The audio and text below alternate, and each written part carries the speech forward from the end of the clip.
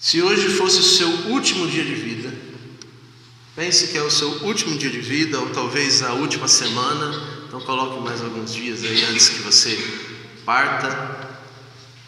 Quais seriam as suas últimas palavras? Você já chegou a pensar nisso? É o seu último dia de vida, ou então você sabe que você só tem mais uma semana. Se você soubesse pelos livros de Deus, que escreve a história soberanamente em cada um dos nossos dias, quais seriam as suas últimas palavras? O que é que estaria dentro do seu coração que você gostaria de colocar para fora antes de você dar o seu último suspiro? Isso é uma tradição longa, ao longo da história da humanidade, mas também na Bíblia. Nós vemos, por exemplo, José, quando ele está lá no Egito, ele sabe da sua morte. José morre com seus 110 anos, e sabendo que os dias finais estavam chegando, diz a Bíblia, que José fez o seguinte pedido para o povo de Israel: quando o Senhor vos tirar dessa terra no futuro, eu quero que vocês levem os meus ossos com vocês e enterrem na terra de Canaã, a terra prometida. Eu, como o William disse hoje na escola da Bíblia, estou estudando e gosto de estudar muito sobre a história da minha família, a história da imigração alemã geral para o nosso país. Meu pai, Sérgio, meu avô, Edgar, meu bisavô, Calvino, olha, interessante, né? Calvino, e o pai do Calvino se chamava João Bill. E eu e a Sabrina, a gente foi no cartório um desses dias e consegui ter acesso à certidão de nascimento do meu bisavô, Calvino Cristiano Luiz Bill. E lá estava escrito o seguinte: em meu cartório compareceu João Bill para testificar que no dia tal, em tal horário, no bairro do Mirim, em Indaiatuba, nasceu um menino, uma criança chamada Calvino Cristiano Luiz Bill. Meu bisavô nasceu em 1909. O meu trisavô, o pai do Calvino, faleceu em 1915, 6 anos depois. E eu fiquei muito chocado com isso, porque o meu bisavô apenas tinha 5 anos quando o pai dele morreu, deixando 10 filhos, e ele que praticamente não conheceu seu pai. E a pergunta que eu fiz para a Sabrina diretamente quando eu li aquela certidão foi: se ele soubesse que depois de 6 anos daquele dia que nasceu seu filho, 2 anos depois ainda nasceu um outro menino, se ele soubesse que ele apenas teria mais 5, 6 anos de vida, o que ele gostaria de ter dito?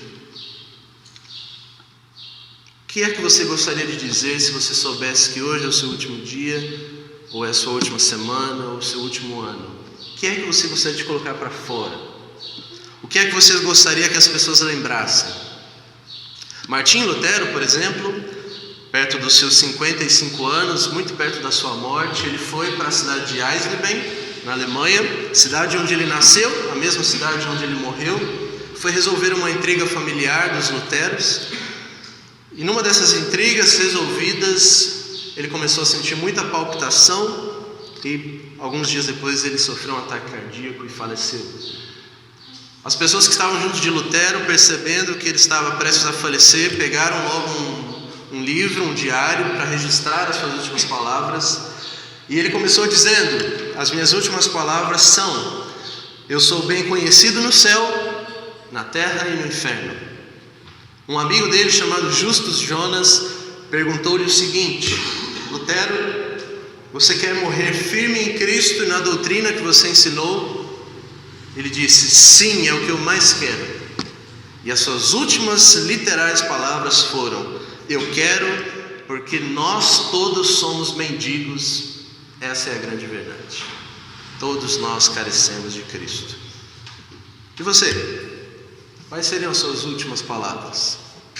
Eu gostaria que você abrisse comigo novamente a segunda carta de Pedro, capítulo 1, porque lá nós encontramos as palavras que Pedro gostaria de dizer no final da sua vida. Deixe marcado o texto de Lucas, capítulo 9. Segunda carta de Pedro, capítulo 1.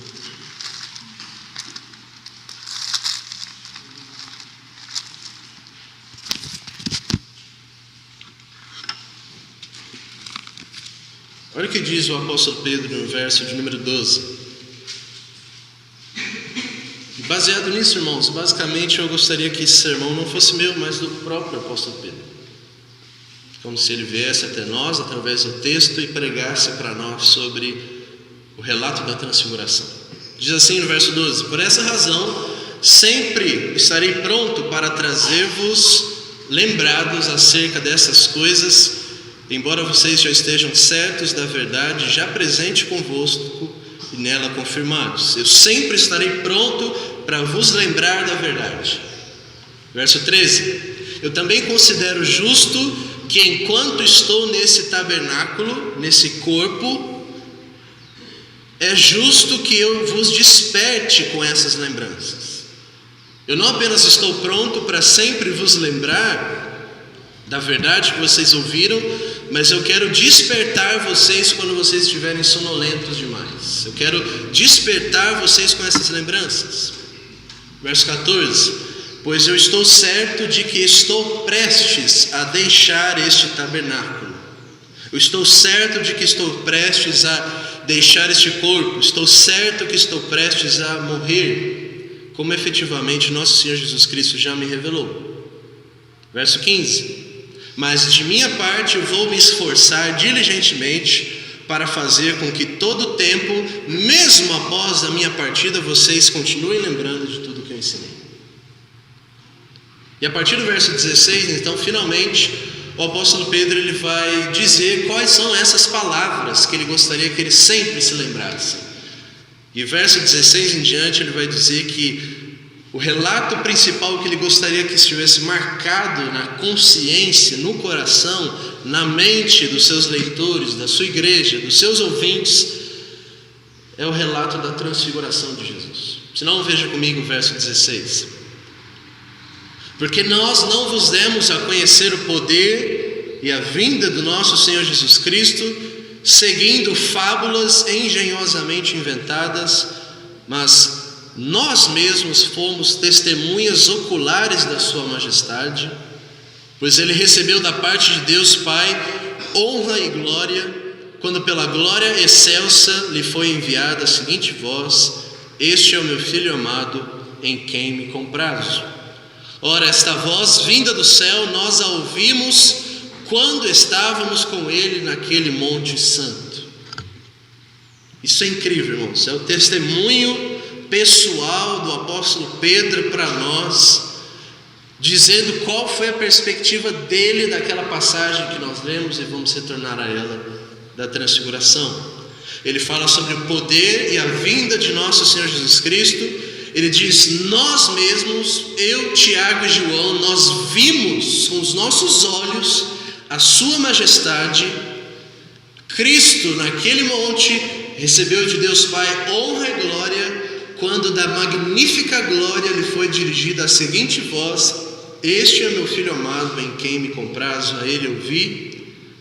Pedro diz: nós ouvimos essa voz do céu quando estávamos com ele no Monte Santo.